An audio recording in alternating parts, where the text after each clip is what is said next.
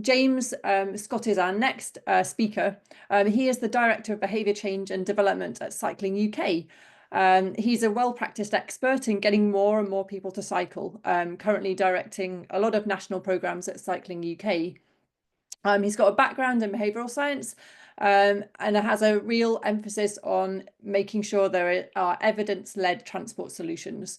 And I think he recognises that cycling is not just about getting from A to B, but like Mike, that there are also other benefits too, like creating healthier and more connected lives. So James is going to show us how behavioural science frameworks like COM-B are being applied across their multiple active travel programmes. I think he said he's going to talk about the big bike revival, which sounds fascinating, and their fix, learn, ride approach. So with that, I'm going to hand over to James.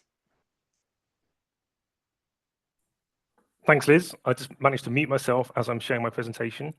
Hi, everyone. Great to see you all. I'm going to jump to the next slide. Thanks for the awesome introduction there, Liz. So yeah, I'm going to talk about the big bike revival and how we apply behaviour science at a practical level. But for those of you who don't know, I'm going to talk just very briefly about Cycling UK. We're the national charity that inspires and enables people of all backgrounds to cycle more often. And I've put 4 of our objectives that we're looking at, focusing on over the next 5 years. I'm not going to read them all out, but I'm just going to focus in on 2 quickly.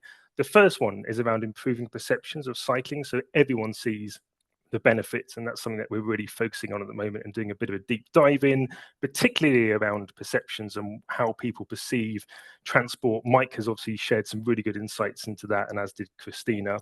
And the second one I'm going to draw out here is increasing transport choice by enabling and encouraging more people to cycle local journeys. And that's very much what our behaviour change programs focus on here. And choice is really important. And I think that really feeds into what Mike was saying, and particularly Christina as well. We're not forcing people onto a bike, we're just giving them that choice and saying to them, there is a choice of different transport options out there. And this is how you can jump on those and enact that. And without further ado, I'll dive into it. So why does behavioural science matter within transport, and particularly cycling? Well, cycling rates are low in the UK despite interest. I think in recent studies there's over 50% within surveys, over 50% of people state that they would like to cycle more as a mode of transport, and yet only 2% of trips are conducted by bike. There's been a lot of infrastructure, in the last couple of years, which is really, really important. If we want to change people's behaviour, changing the environment which is conducive to that behaviour is a really big facilitator within that. But infrastructure alone isn't enough, because we know attitudes and perceived behaviour control are some of the strongest predictors of a cycling behaviour, and I'm going to touch upon that in a second. So what we really want to see is combining infrastructure with supportive measures to see that real equitable increase for people cycling and going back to that transport choice. So yeah, as Liz said, I'm going to focus in on the Big Bike Revival, which is one of our large-scale behaviour change programs here. It's funded by the England government. It's been running now for 10 years. Here's some great stats on the left-hand side. So during that time, we have reached exactly 628,000 people. Fun fact, it's the entire population of Bristol. I think it's actually larger than Bristol. I think Bristol's under 500,000 people. More than half of the participants of the programme have said that it helps them feel safer after participating in the Big Bike Revival, which is huge, because we know one of the biggest barriers to cycling still is a fear of safety, be it perceived or be it actual. 72% were still cycling 3 months after attending, and Mike and Christina have touched upon this. There isn't a magic formula to understand when behaviour becomes a habit and when it becomes habitual, when it takes over. But we find around about 3 months is a good time to go back out and to survey people. And as it states here, 72% are still cycling. So this is behaviour change in action. And we've calculated the costs over the 10 years. It's 56.3 million of total benefits to the economy, to health, and to the environment as well. So the Big Bike Revival, it is an intervention at scale. Year on year at the moment, for the last couple of years, we're engaging with 100,000 people. It's a nationwide behaviour change programme in England, running all the way from Newcastle, pretty much all the way down to Penzance in the southwest of England. We work with delivery partners. So we work with about 350 delivery partners across England that are delivering the big bike revival for us. So it's bike shops, it's bike recycling centres, and it really enables people to return or to start cycling for the first time through simple bike checks, through confidence boosting sessions, and for skills training. But it is rooted in behaviour science with behaviour change ingrained in it. And we use the COM-B model, which I'm sure lots of people are familiar with. We've taken a bit of liberty here at Cycling UK of adapting the COM-B model to our fix, learn, ride model. And this is what I'm going to delve into now to show what the facilitators are within those different action points. So we're in a really unique position where we can combine behaviour science and community engagement together to create real change. And we know travel behaviour is multifaceted. Mike and Christina have touched upon that. There's lots of different wide-ranging techniques that are required to get people to think about changing their travel habits because they are ingrained at a very early age.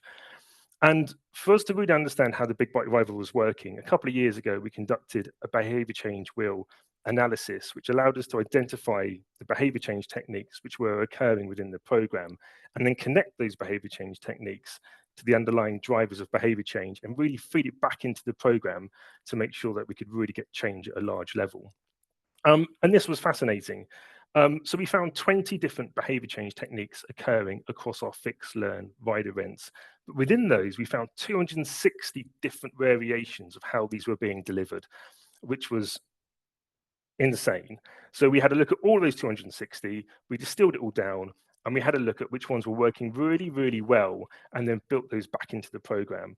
And we found the most frequently occurring behavior change techniques across all the events types were social support was really important, instruction and demonstration, and changes to the environment, which I'm going to dig into a little bit now. So our fix events are the first part of the journey of the Big Bike Revival. This is about removing barriers to participation. It's about getting that unloved bike out of your shed, out of your garage, bringing it along to one of our bike recycling centres and getting it fixed. And we found 3 core behaviour change techniques at this stage. So we found adding objects to the environment really helped people start thinking about their behaviour, obviously repairing a bike for them. But friendly, informative conversation was highly, highly important at this stage as well. It wasn't about just chucking their bike in, getting it fixed. It's about having an open conversation with the bike mechanic or the bike recycling centres, which we've given them tips on how to enter conversations around travel behaviour, how not to, people weren't feeling judged, just open conversations about how they might want to be changing their travel habits without forcing them straight into it. And then there was demonstration and explanation and going into these places where people felt trusted, and it really boosted capability. So we found when access is improved, fixing someone's bike, people are more likely to start engaging in that behavior, and it builds opportunity through removing technical barriers such as not having a bike or a broken bike. And it feeds into the next section, which is our learn events, which is very much about building the capability. So this is about growing confidence, but really digging into the attitudes and perceived behavior control and improving both. And we found 5 core behavior change techniques at this stage. So verbal persuasion about capability, just simple cues like, you can do this, you've got this, let's go for a ride, really help people feel at ease. Instruction and demonstration around bike handling if they were new to cycling or if they hadn't been cycling in a long time. We would go through just simple road safety and bike handling skills, which then also fed into social support, emotional and practical. These are communities coming out, not en masse, but 20, 30 people to these events and feeling that they've got that social support to start getting cycling again. And then they can start the practice and rehearsal and then the problem solving. Quite often people want to be the architects of their own behavior change. So allowing them to problem solve whilst it's being facilitated is a massive facilitator in itself for getting people cycling more. And we found this really grows capability through learning skills. And people need not just the ability, but they need the belief in their ability to perform a behavior. And that's where we start to really increase people's perceived behavior control. And through our quantitative and qualitative measures and surveys, we really start to see at this level, people's perceived behavior control really start to increase, which feeds into the last part, which is about riding and getting out there on social events and turning action into habit. And there's 4 core behavior change techniques at this stage.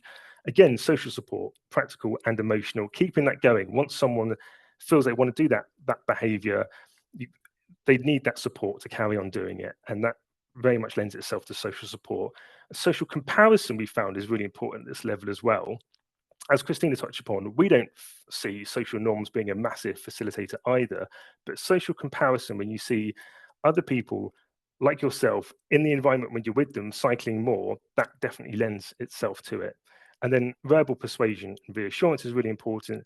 And then demonstration of behavior. So riding in a group, seeing what riding in best practice looks like, all helps feed into that habit formation. And we find it really boosts motivation at this level via confidence. It builds that identity, and not identity of someone saying, oh, I'm a cyclist now, just that identity of I can choose cycling. I can choose to jump in a car or on a bus, but I can also choose cycling. And last but not least, it builds this absolute level of joy, which is really, really important when you jump on a bike. And when you start any new behavior which is going to make you healthy, having that joy aspect is really, really important. So I'm going to end on just 3 points that we've sort of learned, and I've learned over the years of doing this. So behavior change in the real world. Every fix, learn, ride step is an intervention within itself. We have the big bite revival, which is the macro intervention, but we've designed it to have these touch points. And like every good story, you have to have a beginning, a middle, and an end. And I think that's very true for behavior change interventions as well. You have to have a strong basis to start with, and then you have to carry it on all the way through. As Christina touched upon, nudge works really, really well. But when you have physical barriers in the way, you have to have this story which is going to take people to the end and allow them to change their behavior, and don't rush it. And within that, we built behavior cues at every interaction and every point within the fix, learn, ride model, and fed that back into it. And probably one of the most important for me, and where I'm really passionate, is community voices really shape program evolution. So every year when the Big Bite Revival ends, we get everyone back into a room, all the delivery partners that have taken part. We've obviously got all the qualitative surveys, and we have a discussion about what works really well for the intervention and what doesn't, and that feeds into it for the next year and it helps it evolve. So we're in a unique position where we can really build those community voices into it. And I feel that when we deliver it on the ground, people understand that it's built by them, for them, and we're not forcing a behavior on them, which really helps with that as well. So sorry that was a slightly rushed through, but we got time for a discussion now. And yeah, thanks for listening.